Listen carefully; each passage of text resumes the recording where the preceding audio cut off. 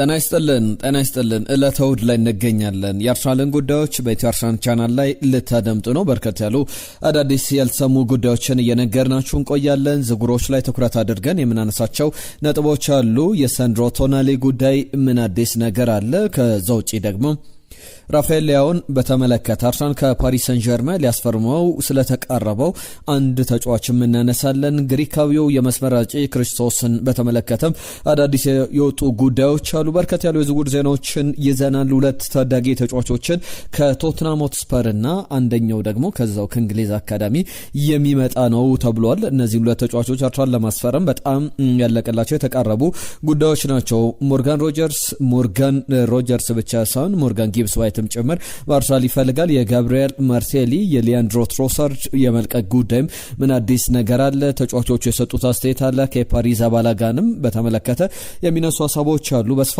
እየተመለከትናቸው እንቆያለን። ስለ አርሰናል የተሰጡ አዳዲስ ሀሳቦችንም እየነገርናችሁ እንቆያለን። ፊሊፔ ሴንድሮስን በምን ታስታውሱታላችሁ? የአርሰናል ተጫዋች ነበርና ስለ 2025-26 የውድድር ዘመን ያነሳቸው ጉዳዮች አሉ። ሴንድሮስ ስለ አርሰናል አጠቃላይ ሂደትም ያነሳው ሀሳብ እናካፍላችኋለን። ዊሊያም ሳሊባ፣ ዋይኒ ማርክ ሩኒ ያነሷቸው አርሰናልን በተመለከተ የተናገሯቸው ንግግሮች አሉ። መለስ ብለን ምንድነው ያሉት በዜናዎቻችን የምንመለከታቸው ጉዳዮች ናቸው። ሌሎች አጫጭር ጉዳዮችንም ይዘናል። ከትራንትና ጉዳዮች ጋር በተያያዘ ትራንትና በጀርመን ብሔራዊ ቡድን ከቨርስ በትሮሳርድ በኩል ደግሞ ለቤልጅየም ብሔራዊ ቡድን ግብ አስቆጥረው ተመልክተናቸዋል። ሌሎችም ተጫዋቾች በቀጣይ ቀናት ደግሞ በዋናው ቡድኖቻቸው ላይ ጨዋታቸውን ያደርጋሉ። ከማርቲን ኦዴጋርድ ጉዳት ጋር በተያያዘ በኖርዌይ ብሔራዊ ቡድን አዳዲስ የሰማናቸው ጉዳዮች አሉ። ለሁሉም እነዚህና ሌሎች ጉዳዮችን እየነገርናችሁ እንቆያለን። በያላችሁበት አብራችሁን ቆዩ። ቻናላችንን በጋራ ማሳደግ አለብን። የእናንተም ቻናል ነው። የኢትዮ አርሰናል ቻናል አርሰናልን መድፈኛውን የተመለከቱ ጉዳዮችን ብቻ የምናነሳበት ነውና የእናንተ ኃላፊነት ላይክ አድርገው መጀመር ነው። ኮሜንቶቻችሁን ጻፉልን በምናነሳቸው ጥያቄዎች ላይ። ለእናንተ አንድ ጥያቄ ላቀርብ፣ እንደተለመደው የምትሳተፉበት ነው። ለአርሰናል አጫወት እናንተ በውድድር ዓመቱ ቢያንስ የፕሪሚየር ሊጉን አብዛኞቹ ተጫዋቾች ትመለከታላችሁ ብዬ አስባለሁና ለአርሰናል አቅም ለአርሰናል መሻሻል ከሁለቱ ተጫዋቾች ከሞርጋን ጊብስ ዋይትና ከሞርጋን ሮጀርስ የትኛው ተጫዋች የተሻለ ኳሊቲ ያለው ብላችሁ ታስባላችሁ? በተለያየ መንገድ ልታስቀምጡት ትችላላችሁ። የትኛው ተጫዋች የበለጠ ለአርሰናል አስፈላጊ ነው? ሀሳብ አስተያየቶቻችሁን ጻፉልን። አርሰናልን የተመለከተ ጉዳይ ስናነሳ ዋይኒ ሩኒ አንድ ጉዳይ ሲናገር ነበረ ከአርሰናል የውድድር ዘመን ማብቃት ጋር በተያያዘ ይሄ ዓመት አልቋል። የቀጣው የ2026-27 የ2026-27 ዓመት የውድድር ዘመንን በተመለከተ ሲዝኑ ላይ የትኛው ቡድን አርሰናልን ሊፎካከረው ይችላል? የማንቸስተር ዩናይትድ ሌጀንደሪ ተጫዋች ነው ዋይኒ ማርክ ሩኒ። ማንቸስተር ሲቲ፣ ቸልሲ፣ ሊቨርፑል፣ ማንቸስተር ዩናይትድ፣ ቶትናም፣ ሌሎች አስቶን ቪላም በፉክክሩ ላይ የሚጠበቁ ክለቦች ናቸው። በብሔራዊ ቡድኖች ጨዋታ ነገሮች ትንሽ ዘግየት ብለው ወይም ትኩረቶቻችንን እዛ ላይ እናደርጋለን።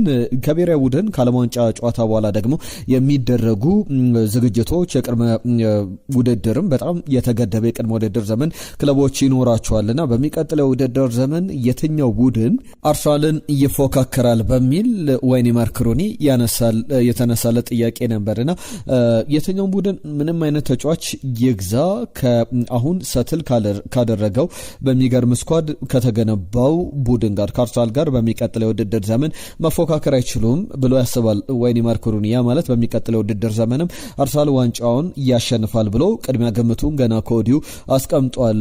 ኮምፒት ማድረግ የሚችል ቡድን የለም። ማንቸስተር ዩናይትድም ሌሎችም ቡድኖች ምንም አይነት ተጫዋች ቢያመጡ አሁን የማንቸስተር ሲቲ ቡድን ግንባታንም በተመሳሳይ ልንመለከተው እንችላለን። እንደ አርሰናል የሚሆን ቡድን ይኖራል ብዬ አላስብም። ከአርሰናል ጋር ይፎካከራሉ ብዬ አላስብም ይላል። ፊሊፔ ሴንድሮስን ደግሞ ናንሳ። የአርሰናል ተከላካይ ነበረ። በያዝነው የውድድር ዘመን በ2025-26 ላይ እንደተመለከትነው ለአርሰናል ወደ ዋንጫ ከረጅም ዓመታት በኋላ መመለሱ በጣም ሪሊ ማተር የሚያደርገው ሪሊ ኢምፖርታንት ነገሩ እሱ ነውና የምትጠይቁኝ ከሆነ በውድድር ዓመቱ መጀመሪያ ላይ ለምሳሌ የትኛውንም ደጋፊ የትኛውንም ሰው በተጠይቁ ኤቭሪ የአርሰናል ደጋፊ ዋንጫው በጣም ያስፈልገናል ብሎ ይላቸዋልና 22 ዓመታት በኋላ የተጠናቀቀ ጉዳይ ነው። ከ22 ዓመታት በኋላ አርሰናል ዋንጫውን አሸንፎታል። ሊጉን ማሸነፍ፣ በሊጉ አናት ላይ መቀመጥ እንዲሁም በቻምፒየንስ ሊግ ላይ ደግሞ እስከ ፍጻሜ መጓዝ፣ በተለይ ቻምፒየንስ ሊጉን አርሰናል ቢያሸንፍ ሂስቶሪካል ነበር የሚሆነው፣ ታሪካዊ ይሆን ነበርና የኬኩ ላይ ያንን ቅመም ወይም ደግሞ ጣፋጩን ክሬሙን መጨመር ብቻ ነበረ የቀረውና ሲዝኑ ግን አርሰናል በዋንጫን በማጠናቀቁ በፕሪሚየር ሊግ ላይ በጣም የሚገርም ነው። ሰሚ ፋይናሊስት ነበረ። ከዛ በኋላ በያዝነው የውድድር ዘመን ፋይናሊስት ሆኖ ተጠናቋል። ነገር ግን በቀጣይ ከዛም በተጨማሪ አሁን በተገነባው ቡድን ላይ የበለጠ ጥንካሬን የበለጠ የሚያብብ የሚጨምር ነገሮችን እንመለከታለን ተብሎ ይታሰባል የሚል ሀሳቦችን ያነሳል። አርሰናልን በተመለከተ ፊሊፔ ሴንድሮስን ግን በምታስታውሱታላችሁ። ሀሳብ አስተያየቶቻችሁን ከፊሊፔ ሴንድሮስ ጋር አስታውሳችሁ ላኩልን። የዓለም ዋንጫ ዝግጅቶች ለዓለም ዋንጫ ለምሳሌ ኖርዌይ ከ98ቱ የዓለም እግር ኳስ ዋንጫ በኋላ ወይም ደግሞ ከ28 ዓመታት በኋላ ዳግም ወደ ዓለም ዋንጫ የተመለሰችበት ነውና የኖርዌይ ብሔራዊ ቡድን ከሰሞኑ እንደ አንድ የፊልም ገጸ ባህሪ እያንዳንዱ ተጫዋች ለብሰው ሃርሊንግ ብራውት ሃላንድ፣ ማርቲን ኦዴጋርድ፣ ሌሎችም አሌክሳንደር ሶርለዝም ጭምር የፊልም ገጸ ባህሪዎችን ወክለው እንደዚህ አይነት ፎቶዎችን ተነስተው ሲለቁ ነበር። አሌክሳንደር ሶርለዝን ላነሳላችሁ ነው። የአትሌቲኮ ማድሪድ ተጫዋች እንደሆነ ይታወቃል። ስለ ማርቲን ኦዴጋርድ ስለ አንበልነቱ በብሔራዊ ቡድኑ ደረጃም እያሳየው ስላለው ብቃትም ያነሳል። አሌክሳንደር ሶርለዝ የአትሌቲኮ ማድሪድ አጥቂ ምንድነው የሚለው? በጣም ቀስ እያለ መሪ የሆነ በጣም ኢምፖርታንት ፊገር ነው በቡድን ውስጥ በኖርዌይ ብሔራዊ ቡድን ውስጥና በጣም ለተጫዋቾች በተለይ ደግሞ ለአዲስ ቡድኑን ብሔራዊ ቡድኑን ለሚቀላቀሉ ተጫዋቾች ያለው እንክብካቤ እነሱን በማላመድ ኃላፊነቱን በመወጣት ረገድ የሚገርም ፋንታስቲክ የሚባል ስራ የሰራ ነው። የሚገርም አይነት እግር ኳስ ተጫዋች ነው። ከዛ በተጨማሪም በጣም ካፒቴን መሆን የቡድን አምበል መሆን ለሱ የተዋጣለት ነውና የሚሆነው ነው ብሎ ያስቀምጣል።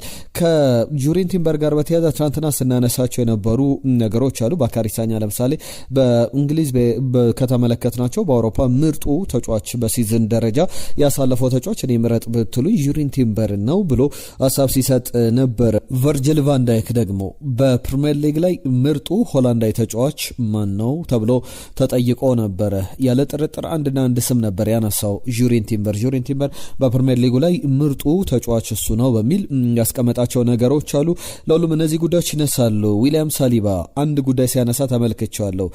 ፈርስት ሲዝን ወደ አርሰናል አራይቭ ካርኩ በኋላ በጣም የሚገርም እግር ኳስ ነበር የተጫወት ነው። ከዛ በኋላ በውድድር አመቱ ዋንጫ እንደሚገባን ያኔ ነው ያሰብኩት። ይሄ ቡድን ዋንጫ ይገባዋል። ሁለተኛ ደረጃን አጠናቀቅን። ከዛ በኋላ ብዙ ሰዎች እኛ ላይ ይቀልዱ ነበረ። በሁለተኛው ሲዝንም ሁለተኛ ሆነን አጠናቀቅን። በጣም ጥሩ እግር ኳስ ተጫወትን። ሁለተኛ ደረጃን ይዘን ባጠናቀቅንበት አመት አሁንም ሰዎች እኛ ላይ ቀልዶችን ይሰሩ፣ ሜሞችን ይሰሩ፣ ይቀልዱ ነበረ። ሶስተኛው ውድድር ዘመንም በተመሳሳይ ነገር እየተጠናቀቀ ነው። ለምሳሌ በያዝነው ውድድር ዘመን ምርጥ ሆነን ነበር ያጠናቀቅነው። ሰዎች ግን አርሰናል ጥሩ እንዳልሆነ ሊያስቡ ይችላሉ። በአርሰናል በኩል የሚነሱ ጉዳዮችን አንስቷል ዊሊያም ሳሊባ። ለምሳሌ የሴት ፒስ ቡድን ነው፣ ፊዚካል ቡድን ነው ተብሎ የቆሙ ኳሶች ላይ ጥገኛ ቡድን ነው ብለው ያነሳሉ። ነገር ግን አሁን በእንግሊዝ ፕሪሚየር ሊግ ላይ ነገሮችን ተመልከቱ። ረጅም የእጅ ውርወራዎች፣ የማዕዘን ምቶች ላይ ፎከስ ያደረጉ ቡድኖች አርሰናል ብቻ አይደለም፣ ሁሉም ቡድን በዛ ላይ እየሰራ ያለ ሁሉንም ነገሮች በደንብ ትመለከታላችሁ። ነገር ግን ልዩነቱ እዚህ ጋር ነው። ልዩነቱ አርሰናል ከነሱ በተሻለ ነገሩን በስኬት ማድረጉ እንደ ትልቅ ነገር እየታየ ነው እንጂ የበለጠ ትኩረት የሚሰጠው ጉዳይ ያን ያክል ሆኖ አይደለም፣ ወይም አርሰናልን የሚያስተች ነገር ሆኖ አይደለም ይላል። ከዝውውር ዜናዎች ጋር በተያያዘ ራፋኤል ሊያውን በተመለከተ እኔ ማንቸስተር ዩናይትድን በጣም ወደዋለሁ። የአርሰናልም በተለይ ክርስቲያኖ ሮናልዶ ስለነበረ ማንቸስተር ዩናይትድን ስመለከት ነው ያደግኩት። አርሰናልንም በጣም የምወደው ቡድን ነው ይላል። መታችሁ ሰዱኝ አይነት የምርጫ ቀስቀሳ ይመስላል። በአርሰናል ቤት ዳግም የምንመለከት በጣም ትልቁ የግራ መስመር አጥቂ ማን ሊሆን ይችላል የሚለው የሚጠበቅ ነውና ይህ ጉዳይ በስፋት ብዙ ሀሳቦች የተሰጡበት ይገኛሉ። ኤማኑኤል ምቤምባን የተመለከተ ጉዳይ ደግሞ ለአንሳ 18 ዓመቱ ላይ ይገኛል። የፓሪስ ሰን ዠርመን ተከላካይ ነው። የግራ መስመር ተከላካይ ሆኖ እንዳይጫወት ኑኖ ሜንዴዝ ቦታውን ለረጅም ጊዜ የሚይዘው ይመስላል አሁንም ከክለቡ እስካለቀቀ ድረስ። ከዛ በተጨማሪ ሴንተር ባክም ሆኖ ለመጫወት ቡድኑ እድል እየሰጠው አይደለም። ሴንተር ባክ ወይም ደግሞ የግራ መስመር አጥቂ ሆኖ ማገልገል ይችላል። አርሰናል ደግሞ ተጫዋቹ ለማስፈረም ድርድሮቹን በደንብ አጣጥፎ ቀጥሏል። ለመጨረሻ ሂደት የዚህ የኮምፐንሴሽን ፊ ብቻ ነው የሚጠበቅበት። አርሰናል ተጫዋቹ ውሉ ይጠናቀቃል ክረምት ላይ፣ ነገር ግን ወደ አርሰናል መጥቶ ወዲያው ላይ ጫወት ይችላል። የስራ ፍቃድ እስኪያገኝ ድረስ ጊዜያትን ሊወስድ ይችላል። ቢያንስ 6 ወርን በውሰቱ ሊያሳልፍ ይችላል። ለሱ እንደ አንድ ወደ አርሰናል ለመምጣት ለኤማኑኤል ምቤምባ ትልቁ ምክንያት በአርሰናል በኩል 150,000 ፓውንድም የኮምፐንሴሽን ፊ የካሳ ክፍያ ለአሳደገው ክለብ ለፓሪስ ሰን ጀርመን መክፈል አለበትና እሱን ይከፍላል ተብሎ ይጠበቃልና ያሳደገኝ ቡድን ብሎ በተለይ ዊሊያም ሳሊባ ጋር የሚያነጻጽራቸው ነገሮች አሉ። ለተጫዋቹ ኤማኑኤል ምቤምባ ወደ አርሰናል መምጣት ፍላጎቱ ትልቁ ነገር አስተዋጽኦ ያደረገው የዊሊያም ሳሊባ እድገት ነው። ዊሊያም ሳሊባ በውሰቱ በፈረንሳይ ሊጋ ላይ አሳለፈ። ከዛ ወደ አርሰናል ሲመጣ መጀመሪያ ማርሴይ እና ኒስ ማርሴይን ያሳለፈባቸው ቡድኖች ነበሩና ወደ አርሰናል ሲመጣ ብቆ ሆኖ በደንብ በተደራጀ መንገድ መጫወት የሚችል ተጫዋች ሆኖ ተመልከተናልና ያንን በድጋሚ አንስቷል። ከዛ ውጪ ግን ከአርሰናል ጋር በተያያዘ የስካውቶች ሪፖርቶችን እየተመለከትኩ እገኛለሁ። ክሪስቶስ ቲዞሎስ ግሪካዊው የመስመር አጥቂ በአርሰናል በጣም በጥብቅ እየተፈለገ ይገኛል።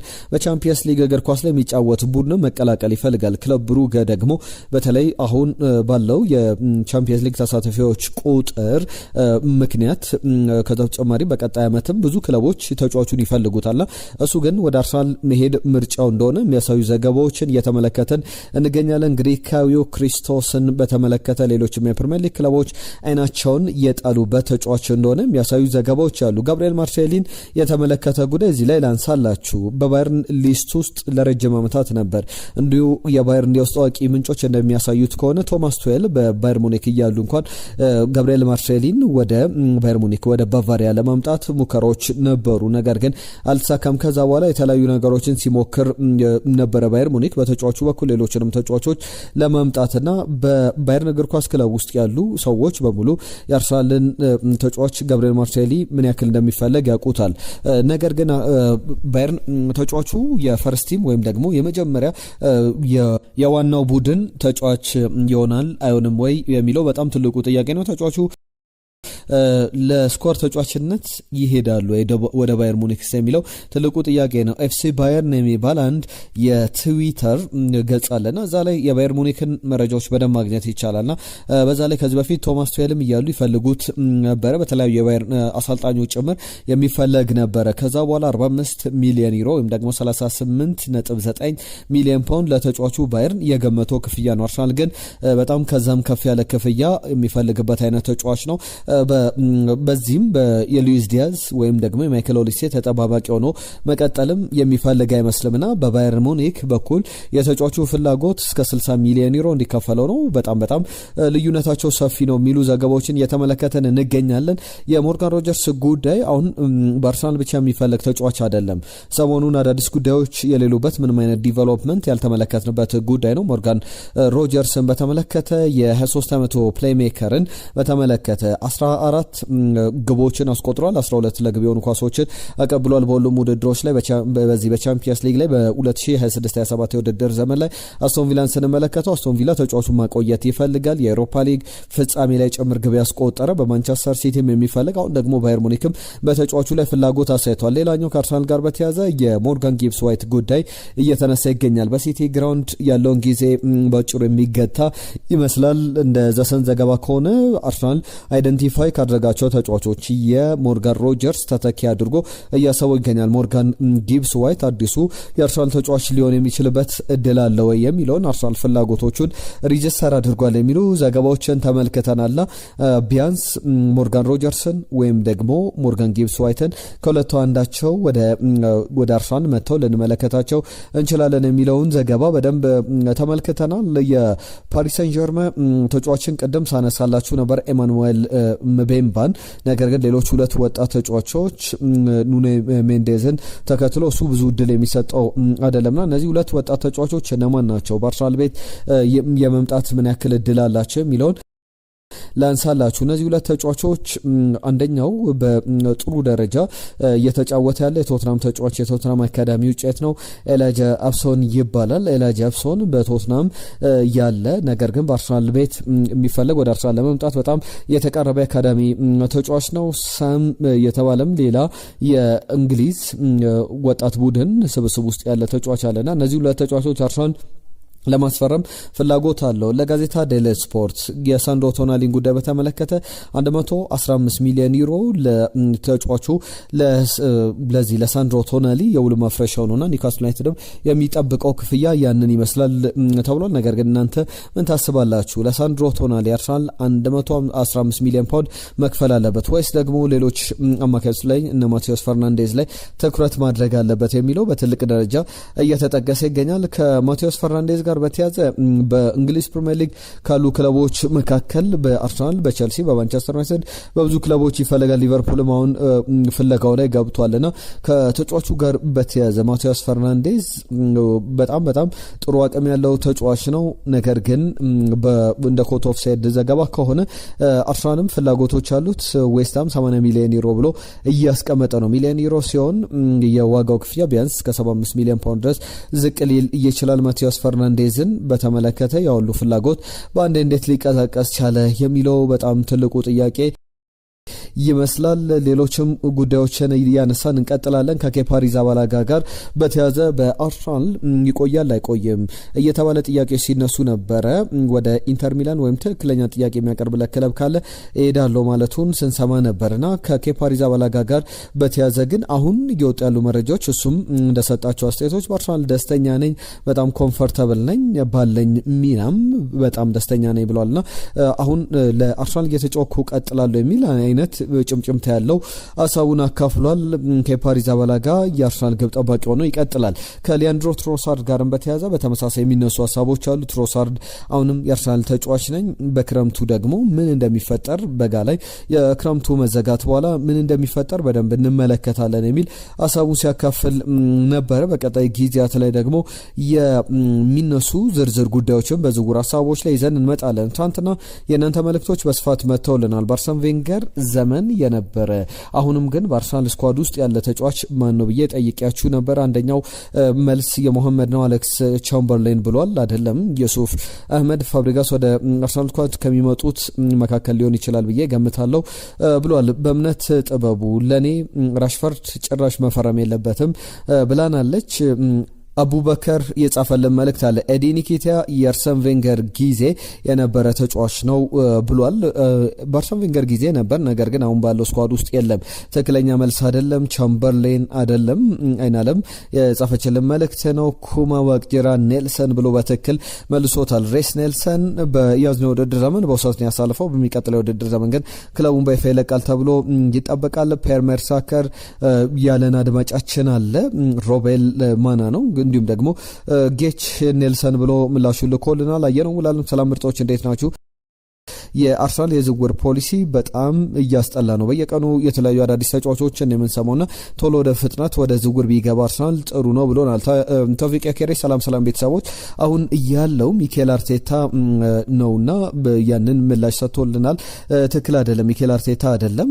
አርሰናል ቶሎ ተጫዋቾችን ማስፈረም ያለበት ጊዜ ሳይፈጥን ወይም ሳይረፍድ ቶሎ ማጠናቀቅ አለበት ብሎናል። ደሴ ደሳለኝ ከልብ እናመሰግናለን። ቶፊቅ ያኬሬሽ ሌላኛው ሳንድሮ ቶናሊ ከሚመጣ ኤሊዮት አንደርሰን ቢመጣ ነው። ምክንያቱም በእድሜው ኤሊዮት አንደርሰን ከሳንድሮ ቶናሊ በጉዳትም ደረጃ ብዙ የሚጎዳ አይደለም የሚል ያስቀምጠው ነገር አለ። ሰይድ ጃር ድሮ አርሰናል 50 ተጫዋቾችን ጠይቆ 11 ተጫዋች እንኳን አይመጣም የሚል መልእክቱ ልኮልናል። ሳሙኤል ኤርሚያስ ኔልሰንን በተመለከተ ኔልሰን ነው ትክክለኛው መልስ ብሎ ጽፎልናል። ካሳም ኔልሰን ብሎናል።